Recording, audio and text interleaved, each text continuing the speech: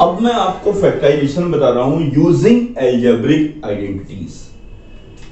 देखिएगा ध्यान से, कंफ्यूज नहीं होना है आपको। एल्जेब्रिक आइडेंटिटीज आपने पढ़ रखी है, a plus b whole square equal to a square plus 2ab plus B square. अब a square plus 2ab plus B square तो आपका प्रोडक्ट फॉर्म में नहीं है। प्रोडक्ट फॉर्म में क्या है? a plus b whole square है, यानी कि आपको प्रोडक्ट फॉर्म में लिखना है। जैसे a square minus 2ab plus B square है, तो अगर आप उसको प्रोडक्ट फॉर्म में लिखेंगे तो क्या लिखेंगे? a minus b into a minus b. अगर a square minus b square तो उसका प्रोडक्ट फॉर्म क्या होगा? a plus b into a minus b. तो देखिए ध्यान से, मैं इस x square plus 8x plus 16 को फैक्टराइज कर रहा हूं with the help of algebraic identity. अब ध्यान से देखिए, यहां पे क्या लिखा हुआ है? प्लस लिखा है। और आपको मैंने कौन सा फार्मूला पढ़ाया है? A square plus 2ab plus B square का। ये फार्मूला होता किसका है आपको मालूम है? a plus b whole square होता है। तो सबसे पहले आप ये देखिए कि ये सही फॉर्मेट में लिखा है कि नहीं लिखा है। लिखा हुआ है। अब सबसे पहला काम है, आप ये देखिए इसमें जो आपका a है वो क्या है? a तो मुझे ये दिख गया, प्लस 2 इंटू a आपको पता है x है। अब आप खुद बताइए यहां पर कि b क्या होगा। अब यहां पर 8 आ रहा है, तो इसका मतलब है यहां पक्का 4 होगा। ठीक है, यानी कि b आपका 4 होगा और a आपका x होगा, प्लस b स्क्वायर क्या होगा। अब आप जरा इस क्वेश्चन को इससे कंपेयर करिए कि सही लिखा है कि नहीं मैंने। ध्यान दीजिए, a square plus 2ab plus B square, यानी कि जो आपका गिवन एक्सप्रेशन है वो आपका इस फॉर्मेट में बिल्कुल सही फिट बैठ रहा है। अब आपको पता है इसका फार्मूला क्या होता है। आपको पता है x a plus b whole square इसका फार्मूला होता है। अब आप देखिए ध्यान से, इसका फार्मूला क्या होता है? a plus b whole square. तो a plus b whole square, यानी कि आप इसकी जगह क्या लिख सकते हैं? x प्लस 4 होल स्क्वायर, यानी कि इसका फैक्टर क्या होगा? इसका फैक्टर हो जाएगा x प्लस 4 x प्लस 4। ये प्रोडक्ट फॉर्म में आपने लिख दिया, यही इसका फैक्टराइजेशन होगा। अब हम नेक्स्ट क्वेश्चन करते हैं। 4y square minus 12y plus 9। ध्यान दीजिएगा मेरी बात पे। अब आपके सामने ये क्वेश्चन लिखा हुआ है, अब इसको प्रोडक्ट फॉर्म में लिखना है, और ये देखने में मेरा a square minus 2ab plus B square के जैसा दिख रहा है। ठीक है, तो पहले मैं कंपेयर करता हूं। अगर कभी कभार जो आपका एक्सप्रेशन है वो इस फॉर्मेट में नहीं होगा, तो हम उस समय जबरदस्ती नहीं करेंगे। हम देखेंगे कि अगर ये हो रहा है तभी हम आगे बढ़ेंगे। अब आप देखिए ध्यान से, इसको अगर मैं ऐसे लिख दूं तो कोई गलती नहीं है। माइनस 2 इंटू ए क्या है मेरा? 2y है, 2y लिख दिया। अब आप खुद बताइए कि b क्या होगा। आपका यहां पे 12 आ रहा है और यहां पर आपका 4 आ चुका है, तो यहां पक्का 3 होगा, यहां पक्का 3 होगा। अब आपको पता है a square minus 2ab plus B square. अब आपको इसका फार्मूला पता है क्या होता है? a minus b whole square. इसको आप इस तरीके से लिख दीजिए प्रोडक्ट फॉर्म में, यही आपका फैक्टराइज हो जाएगा। ठीक है, तो ये भी एक बहुत अच्छा तरीका है। अभी इसको आप दूसरे तरीके से भी कर सकते हैं, वो मैं आपको बताऊंगा। फोर्थ जो आपका मेथड है उससे बताऊंगा। अब आप देखिए ध्यान से, थर्ड वाला पार्ट है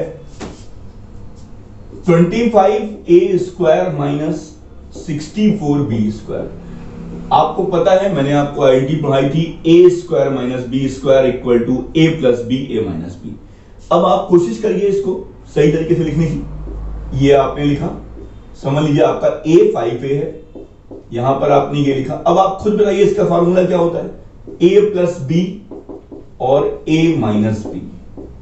तो ये आपका फैक्टराइजेशन हो गया। आपने प्रोडक्ट फॉर्म में लिख दिया इसको, तो यही आपका क्या हो गया? यही इसके फैक्टराइजेशन हो गया, यही फैक्टराइज हो गया इसका। अब मैं आपको फोर्थ टाइप आपको समझाता हूं।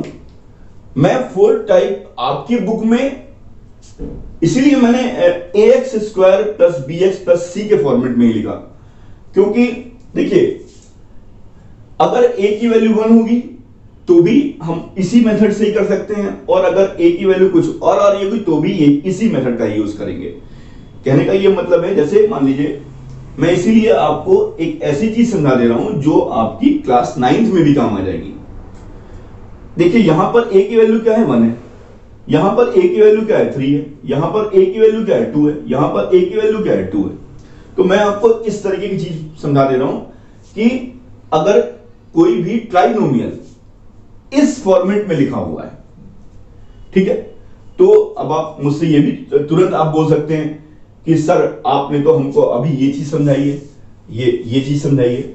ये चीज मैंने तब समझाई है जब आपको अलजेब्रिक आइडेंटिटी का यूज करके फैक्टराइज करना है। अब ये मैं आपको दूसरी चीज समझा रहा हूं कि अगर आपको कोई ट्राइनोमियल दे रखा है और आपको उसका फैक्टराइजेशन करना है तो आपको किन बातों का ध्यान रखना है, आइए हम उसको डिस्कस करते हैं। अब देखिए इसका सबसे पहले मैं आपको सिंपल क्वेश्चन समझाता हूं, पी स्क्वायर माइनस का 10p प्लस 25। अब मैं आपके सामने जो मेथड समझाने वाला हूं पहले आप उसके बारे में थोड़ा देख लीजिए। Factors of ax square plus bx plus c where a b c are integers, लिखा हुआ है स्प्लिट b क्या है, x का कोफिशिएंट है, b को आपको इस तरीके से दो पार्ट में ब्रेक करना है कि such that the algebraic sum of this part is b। जैसे मान लीजिए यहां पर अगर लिखा हुआ है, मान लीजिए यहां पर 15 लिखा हुआ है, तो 3 इंटू 5, ठीक है, 3 प्लस 5। इस b को आपको क्या करना है, स्प्लिट करना है टू पार्ट्स में such that the algebraic sum of this part is b, ठीक है, and their product is ac। कहने का ये मतलब है अगर मान लीजिए यहां 3 लिखा है, यहां 5 लिखा हुआ है, तो आपको इस तरीके का एडजस्टमेंट करना है। मैं आपको ऐसे नहीं समझा पाऊंगा, आपको एग्जांपल की हेल्प से ज्यादा अच्छा समझा सकता हूं। अब जैसे ये क्वेश्चन लिखा हुआ है, अब कुछ बच्चे मुझसे तुरंत बोलेंगे कि सर ये क्वेश्चन तो आपका ऐसे हो जाएगा, ये लिखा माइनस का 2 इंटू ये और ये आपका 5 हो जाएगा यहां पर प्लस का 5 स्क्वायर। बिल्कुल सही उन बच्चों ने बोला कि सर आप इसको ऐसे लिख सकते हैं, ठीक है, ये बिल्कुल सही है। लेकिन ये जो मेथड है ये कौन सा मेथड है, ये आपका इससे पहले वाला मेथड है, यूजिंग अलजेब्रिक आइडेंटिटीज, ठीक है। एक तरीका ये भी है करने का, लेकिन मैं आपको और बढ़िया तरीका समझाता हूं। इसी क्वेश्चन को आपको दूसरे तरीके से कैसे करना है। यहां पर a की वैल्यू क्या है, 1 है। आप क्या काम करिए, इस जो ये टर्म आपका b है, ठीक है, इस b को आप इस तरीके से काम करिए कि ये b जो है वो इस a और c के बीच में हम कुछ ऐसा एडजस्टमेंट करें। जैसे यहां पर लिखा हुआ है 25 और यहां लिखा है 1, 25 इंटू 1 25 का आप प्राइम फैक्टर करिए तो क्या आएगा, 5 इंटू 5। तो 5 इंटू 5 करने पर आपका क्या आ रहा है, a इंटू सी आ रहा है। अब आपने देखा कि अगर मैं इनको ऐड कर दूं, अगर मैं इनको ऐड कर दूंगा तो मेरा b टर्म आ जाएगा, 5 प्लस 5 कर दूंगा तो मेरा क्या आ जाएगा, 10 आ जाएगा। तो आप इसको ऐसे भी तो लिख सकते हैं, 10 को आप क्या लिख सकते हैं, 10 को आप 5 प्लस 5 लिख सकते हैं, जो कि आपका फैक्टर है a और c।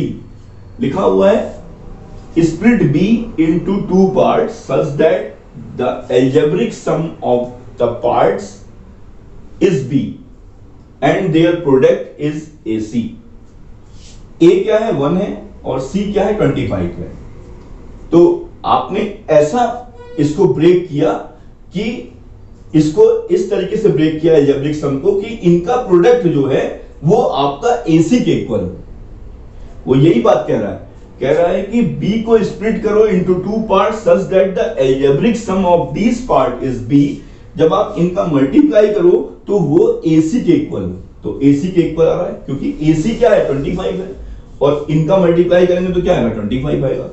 अब आप क्या काम करिए, अब मल्टीप्लाई कर लीजिए आप, 5p plus 5p plus 25, p square minus 5p minus 5p plus 25। अब आप ग्रुपिंग करिए, ग्रुपिंग कर लीजिए, p कॉमन लीजिए, कॉमन लेने का मतलब हर एक टर्म में डिवाइड करना, ये लिखा। यहां पर आप -5 कॉमन ले लीजिए, तभी तो आपका p प्लस में आएगा, p -5। चेक करिए, -5p minus into minus plus, बिल्कुल सही मैंने क्या किया है, कॉमन लिया है। अब आप इसमें पूरे में क्या चीज कॉमन आ रही है, p -5 कॉमन आ रहा है। कॉमन लेने का मतलब हर एक टर्म में डिवाइड करना, p -5। तो एक मेथड तो अलजेब्रिक आइडेंटिटी का यूज करके है, और एक मेथड आपका, इसको बोलते हैं स्प्लिटिंग इनटू मिड टर्म्स। इस मेथड को हम लोग बोलते हैं स्प्लिटिंग इनटू मिड टर्म्स। तो ये तो मैंने थोड़ा इजी क्वेश्चन लिया था। अब मैं आपको, इजी क्वेश्चन नहीं था, यहां पर a की वैल्यू 1 थी, तो कोई बात नहीं, a इंटू सी का मतलब आपको 25 ही हो गया। तो आपने b को इस तरीके से अलजेब्रिक सम किया कि उनका प्रोडक्ट जो है वो ac के इक्वल हो जाए।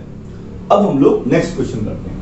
अब देखिए 3x स्क्वायर माइनस का 10x प्लस 8, इसको मैं किस मेथड से कर रहा हूं, splitting into mid terms. Splitting into mid terms.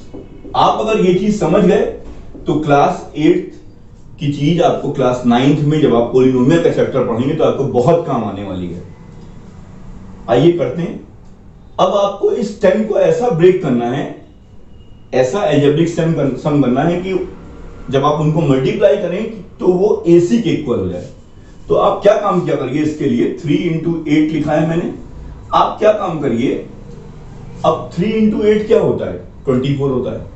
24 को कुछ इस तरीके से आप करिए, 24 को, अब जैसे यहां 10 लिखा हुआ है, ठीक है, तो अब इसको आप 6 इंटू 4 लिख सकते हैं। 24 लिखा है, 24 का मतलब आप अगर 6 इंटू 4 करेंगे तो इनका सम क्या हो जाएगा, आपका 10 आ जाएगा, ठीक है। तो मैं आपको खैर और अच्छा मेथड बताता हूं, 24 का आप प्राइम फैक्टर कर लिया करो, ठीक है। अब आपको यहां पे बच्चों दिमाग लगाना पड़ेगा कि हमें किस तरीके से, जैसे हिंदी में एक शब्द है जुगाड़, किस तरीके से यहां जुगाड़ किया जाए कि हमारा 10 आ जाए। तो आपने देखा कि 6 प्लस 4 करने पर हमारा यहां 10 आ जाएगा। तो ये एक थोड़ा सा आपको स्मार्ट बनना है, जुगाड़ लगाना है। तो यहां पर क्या किया, 3x स्क्वायर माइनस, आपने 10 को क्या लिखा, 6 प्लस 4 लिख दिया। अब मैं आपको हिंट के लिए एक और चीज आपको समझाता हूं। अगर आपका यहां पर प्लस है, ax square plus bx plus c है, तो हमेशा आपको मैं बता रहा हूं कि दो चीजों को ऐड करने पर ये आपका b आएगा। और अगर मान लीजिए यहां पर माइनस c है, तो हमेशा एक चीज बड़ी होगी, एक नंबर बड़ा होगा और एक नंबर छोटा होगा। मेरी बात को, मेरे शब्दों को याद रखिएगा। अगर यहां प्लस है, प्लस c है, तो हमेशा जो भी ये b बनेगा वो दो नंबर्स को ऐड करके बनेगा। और अगर यहां पर माइनस है तो इसका मतलब है एक नंबर बड़ा होगा और एक नंबर छोटा होगा। ये आपकी हेल्प के लिए है। जैसे अब यहां पर आपको 10 लेके आना था, अब आपको पता है यहां प्लस है, तो इसका मतलब दो चीजों को ऐड करके बनेगा। तो 6 प्लस 4 बिल्कुल सही है, गलती नहीं होगी।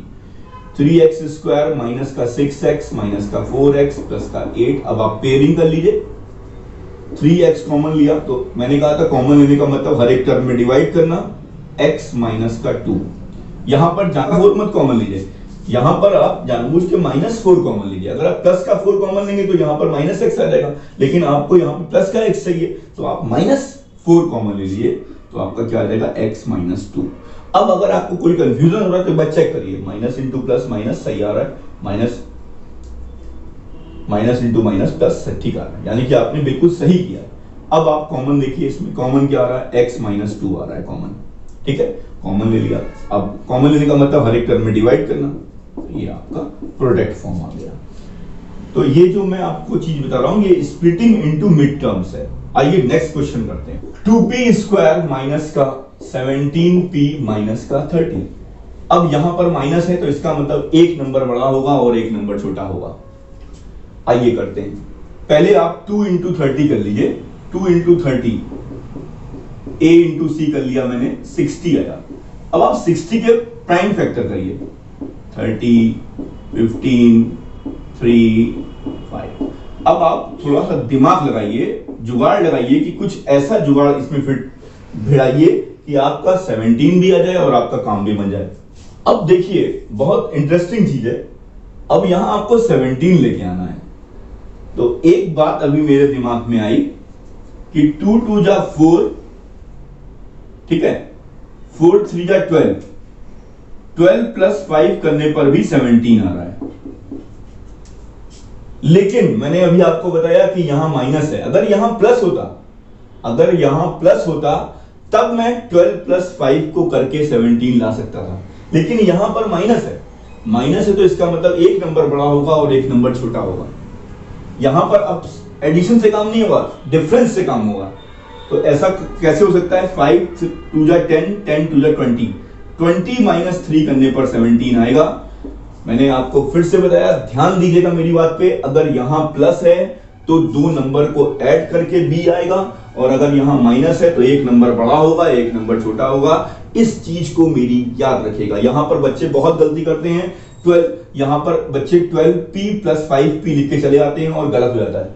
अभी मैं आपको बताता हूं कि क्या गलती होती है उन बच्चों से। अगर मान लीजिए आपने ऐसे लिख दिया 12 प्लस 5, मान लीजिए आपने ऐसे लिख दिया, चलिए मैं आपको बताता हूं कि आपको खुद ही पता लग जाएगा कि कहां गलती आपने की है। ये लिखा आपने, अब आपने यहां पे 2p कॉमन ले लिया तो p माइनस 6 आ गया।